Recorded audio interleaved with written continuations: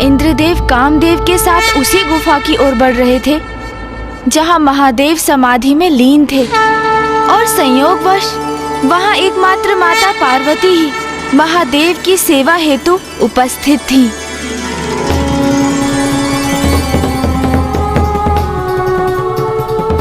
कामदेव, ये वही गुफा है जहां महादेव स्थित है, और इस समय माता पार्वती भी वहीं पर है। उचित है देवराज, किंतु यहां से गुफा के भीतर तक देख पाने में मैं असमर्थ हूं। हमें और निकट जाना चाहिए। और निकट जाना होगा, किंतु मैं तो गुफा से सुरक्षित दूरी पर रहना चाहता था।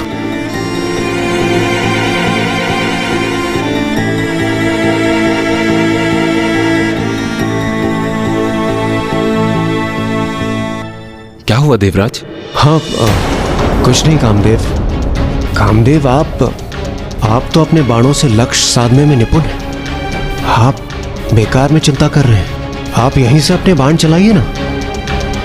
देवराज, मैं कोई धनुर्धारी योद्धा नहीं हूं। मैं अपने बाणों का लक्ष्य साधकर प्रेम और अनुराग जागृत करता हूं। इसलिए अनिवार्य यह है कि मेरे बाण जिस पर लक्षित हों उस पर मेरी दृष्टि अवश्य होनी चाहिए। महादेव पर दृष्टि साधे बिना मैं अपना बाण नहीं चला सकता। चलिए, आइए देवराज। कामदेव, आप उचित कह रहे हैं, किंतु मेरा वहां जाने का क्या औचित्य है? इसलिए आप ही जाइए। मैं यहां स्थित रहकर सचेत रहूंगा और इस स्थान की रक्षा करूंगा। मैं मुझे महादेव के समक्ष भेजकर कदाचित देवराज स्वयं सुरक्षित रहना चाहते हैं।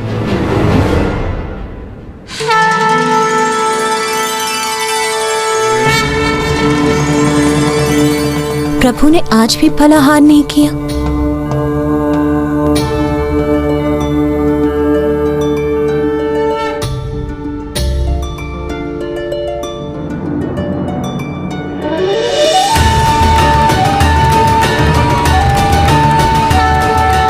प्रभु, आज पुनः मुझे अपनी सेवा का सौभाग्य देकर मुझे कृतार्थ करने के लिए आपको कोटि कोटि धन्यवाद। किंतु अब मेरा अपने निवास लौटने का समय आ गया है। कल प्रातः मैं पुनः यहाँ उपस्थित होंगी।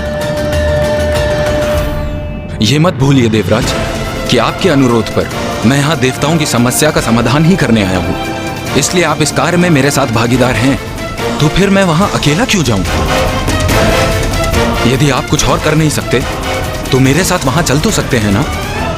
उचित है फिर चलिए। और विलंब क्यों, बढ़िए आगे।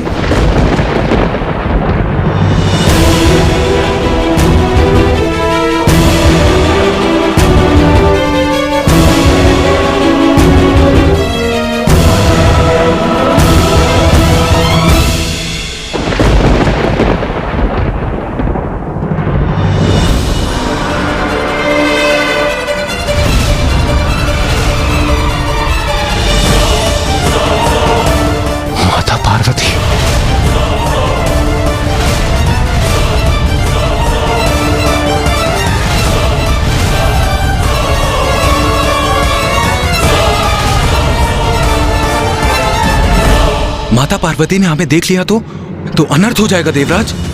हाँ कामदेव, हमें शीघ्र कुछ करना होगा, अन्यथा माता हमें अवश्य देख लेंगी।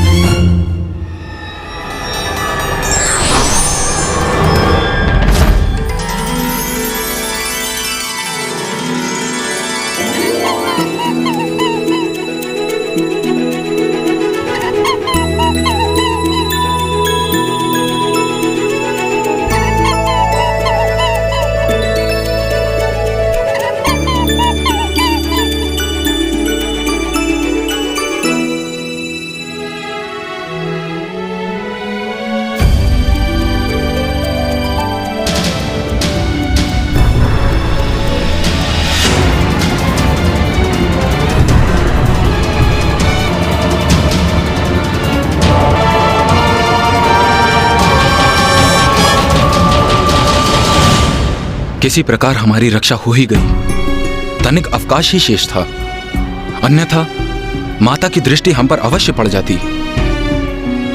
अब सब उचित है। चलिए देवराज, अब हमें यहां से लौटना चाहिए।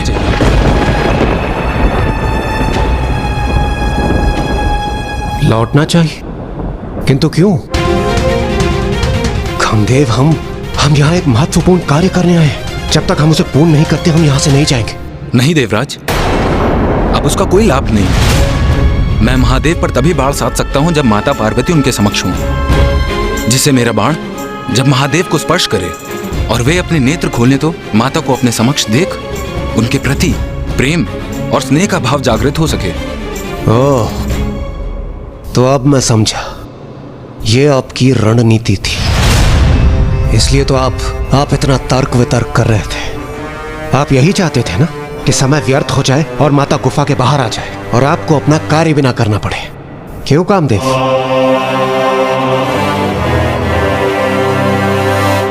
ये तो उचित युक्ति अपनाई कामदेव ने।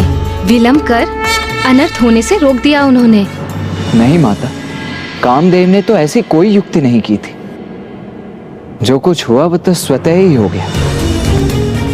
ऐसी कोई योजना नहीं बनाई थी उन्होंने।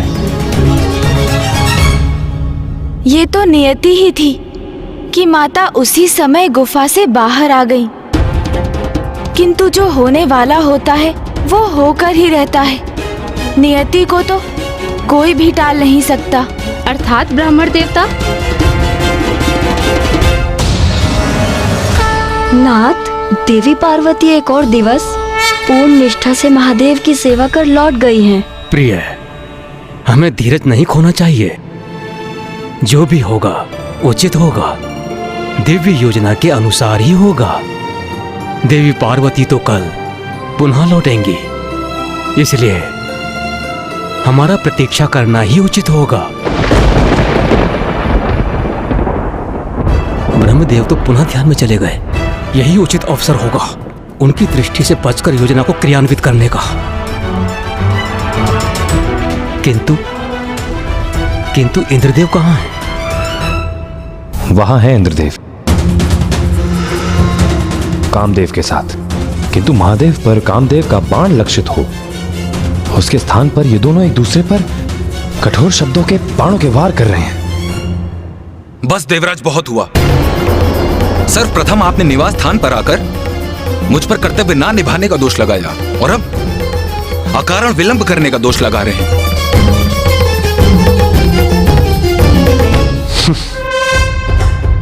ये दोहरा मापदंड आप अपने पास ही रखिए कामदेव। वैसे आप उस समय भी मेरी योजना को लेकर उत्साहित नहीं थे और अब भी आप ही के कारण हमने एक उत्तम अवसर गंवा दिया।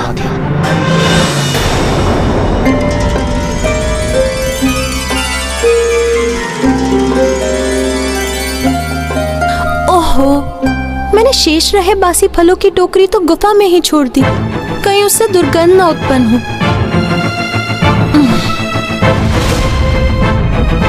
हाँ, मैं मानता हूं, मैंने ना अवश्य कहा था, किंतु उसके उपरांत मैंने आपकी योजना को स्वीकार भी तो किया और अब मैं आपके सामने यहां उपस्थित भी हूं। किंतु मैं आपके दोषारोपण को और नहीं सहूंगा। कामदेव रुकिए।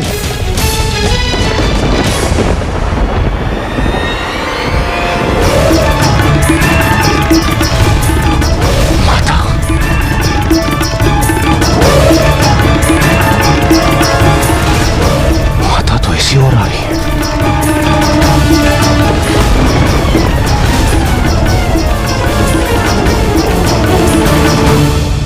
कामदेव, आइए, शीघ्रता कीजिए।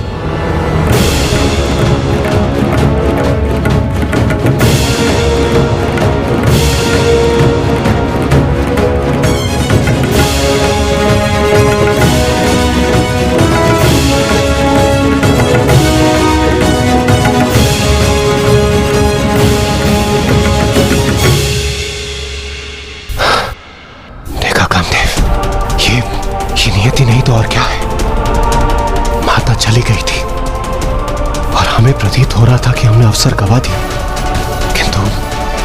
किंतु माता पुनः लौट आई है। कामदेव, आप व्यर्थ में ही भयभीत हो रहे हैं। देखिए, ये स्पष्ट है, जो मेरी योजना है वही नियति की भी योजना है। इसलिए आप आश्वस्त रहिए, हम जो कुछ भी कर रहे हैं सर्वथा वही उचित है। देखिए, माता भी गुफा में है, आप जाइए।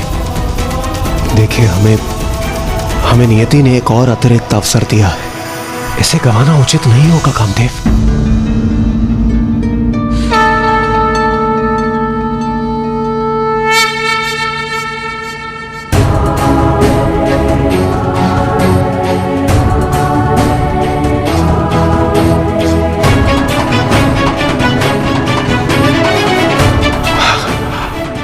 आइए कामदेव, आइए। करूंगा, मैं जगत कल्याण के लिए सब कुछ करूंगा।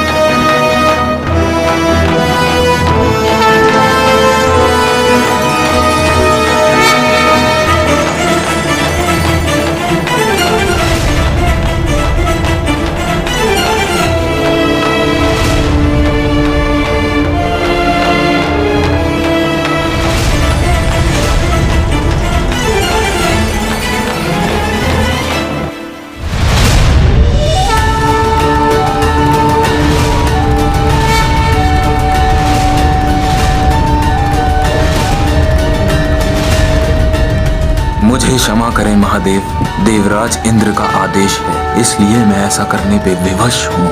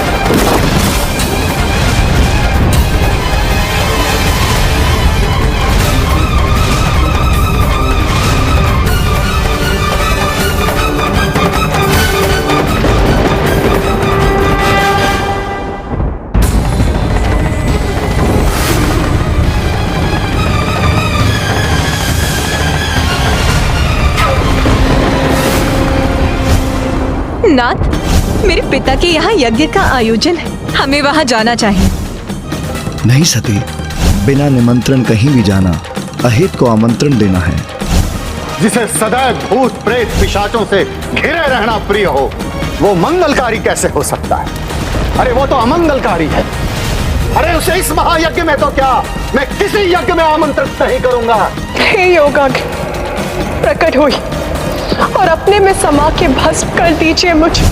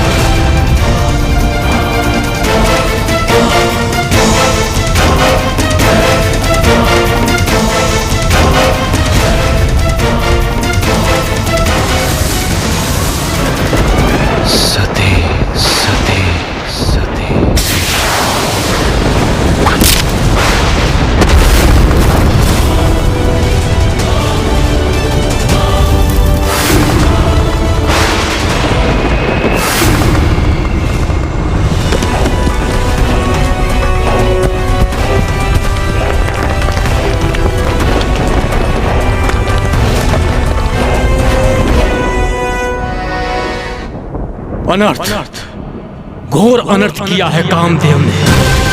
हमें अभी वहां जाना होगा।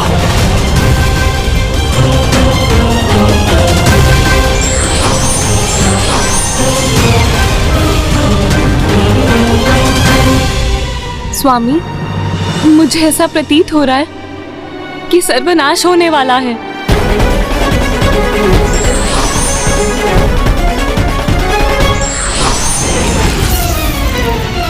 देवगण, इंद्रदेव, ये क्या अनर्थ कर दिया आपने?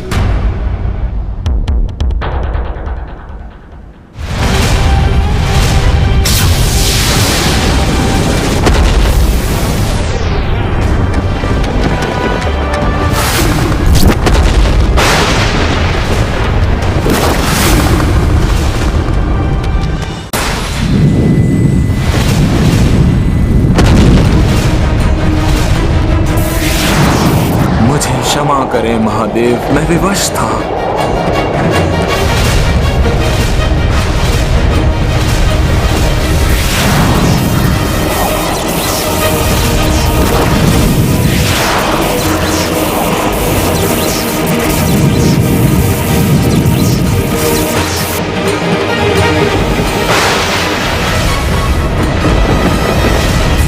मेरा जाना अनिवार्य है।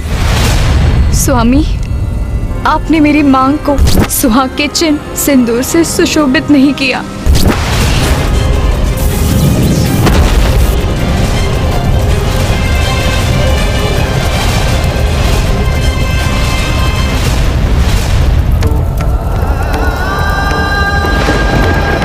महादेव की क्रोधाग्नि ने कामदेव को भस्म कर दिया।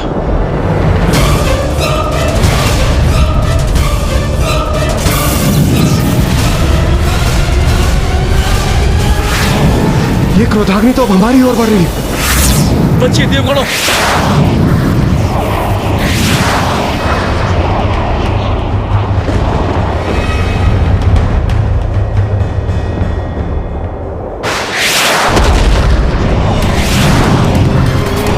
बहुत बड़ा अनर्थ कर दिया इंद्रदेव आपने। समाधि में स्थित महादेव पर काम इच्छा जागृत करने वाले कामदेव के बाण ने काम भावना के स्थान पर महादेव के भयंकर क्रोध को जागृत कर दिया है। और महादेव के तीसरे नेत्र से उत्पन्न हुई ये अग्नि पूरे संसार को भस्म कर देगी। सर्वनाश हो जाएगा, सर्वनाश।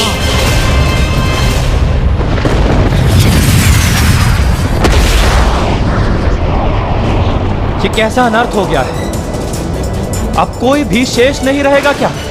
महादेव की क्रोधाग्नि से हमारी रक्षा कैसे होगी?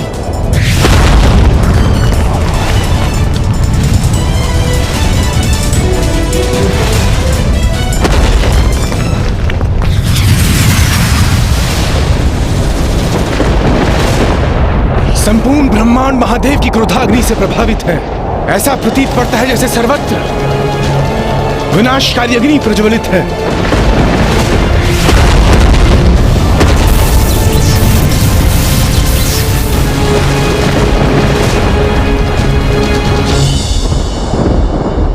मुझसे बहुत बड़ी भूल हो गई। नारायण, कृपा कर कुछ कीजिए, अन्यथा इस सृष्टि का विनाश हो जाएगा, कुछ भी नहीं बचेगा। इंद्रदेव, महादेव की क्रोधाग्नि एक प्रचंड शक्ति है जिसे रोक पाना मेरे लिए अथवा ब्रह्मदेव के लिए भी असंभव है।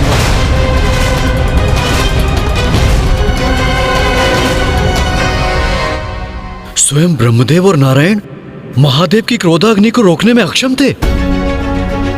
हाँ महाराज, क्योंकि देवादिदेव महादेव तो संसार की समस्त ऊर्जा के स्रोत है। सृष्टि में जिसका भी अस्तित्व है सभी को उन्हीं से ऊर्जा प्राप्त होती है, और जब वो ऊर्जा विस्फोटक रूप लेकर प्रवाहित होती है तो फिर समस्त संसार में उस क्रोधाग्नि को नियंत्रित करने की शक्ति नहीं है, और उसे थामना तो कदाचित संभव ही नहीं है। तो फिर महादेव की क्रोधाग्नि से नष्ट होते सृष्टि की रक्षा का क्या उपाय था?